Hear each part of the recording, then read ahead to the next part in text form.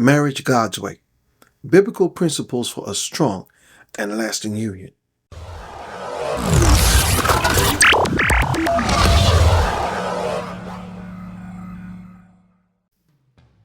Hey everyone, welcome back to Factual, the channel where we explore the true meaning of love, relationships, and marriage through God's Word. I'm your host, William Ryan, and today we are diving into an important topic, marriage God's way. Marriage isn't just a partnership between two people. It's a divine covenant that reflects God's love for us. In today's video, we'll explore the key principles to building a strong and Christ-centered marriage. Be sure to stick around to the end for some powerful insights that can transform your relationship. Before we begin, don't forget to subscribe to the channel, like this video, and share it with someone who needs this message today. Let's spread God's truth on love and marriage. The first segment, understanding God's design for marriage. First, we need to understand God's original design for marriage in Genesis. In Genesis 2:24, the Bible tells us that this is why a man leaves his father and mother and is united to his wife, and they become one flesh. This highlights three essential aspects of marriage.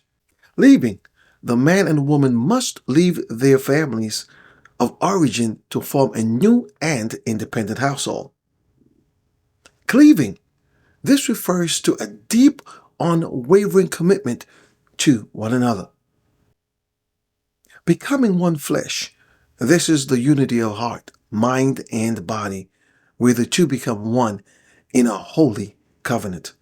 Marriage is not simply a contract, but a lifelong covenant representing Christ's love for the church. Ephesians 5:25-32. When we approach marriage God's way, it becomes a reflection of His divine love.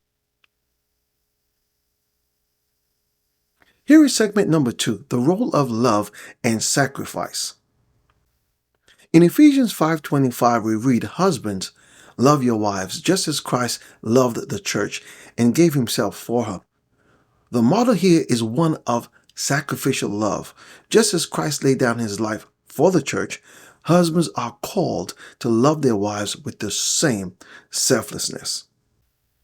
For husbands, this means loving sacrificially, serving, and being willing to put your wife's needs before your own. This isn't about control, but about care and protection.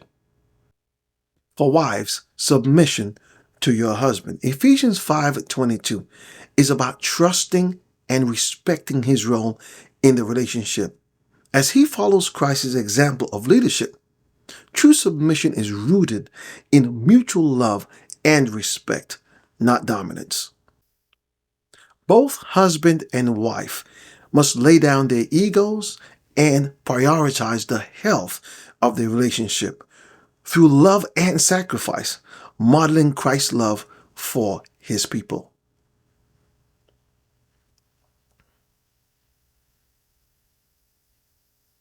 Segment number 3, communication. The lifeblood of marriage. Communication is essential to any thriving marriage. Proverbs 18:21 reminds us, "The tongue has the power of life and death." The word we speak can build our spouse up, and also it can tear them down. Active listening, James 1:19 encourages us to be quick to listen, slow to speak, and slow to become angry. Listening with an open heart prevents misunderstandings and fosters empathy. Speaking the truth in love. Ephesians 4:15 reminds us to communicate lovingly, even during disagreements.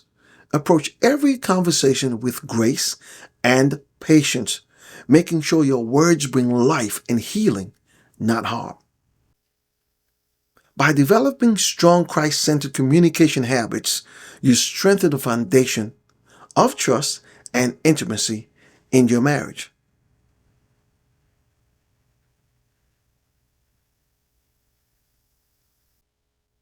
Segment number 4, forgiveness and grace. Every marriage will face challenges. That's why forgiveness is vital. Colossians 3:13 says, "Forgive as the Lord forgave you."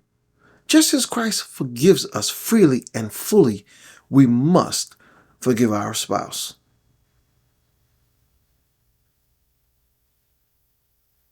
Forgive quickly. Don't allow small grievances to build into large issues. Unforgiveness can turn into bitterness, which eats away at the heart of a marriage. Extend grace. We all make mistakes, and it's important to extend grace daily. No one is perfect, but with God's grace, we can love our spouse through their imperfections. Love keeps no record of wrongs. 1 Corinthians 13, verse 5. A marriage built on forgiveness reflects the grace God extends to us. Segment number 5, keeping God at the center. Finally, the most important principle of all is keeping God at the center of your marriage. Ecclesiastes 4:12 tells us, "A cord of 3 strands is not quickly broken."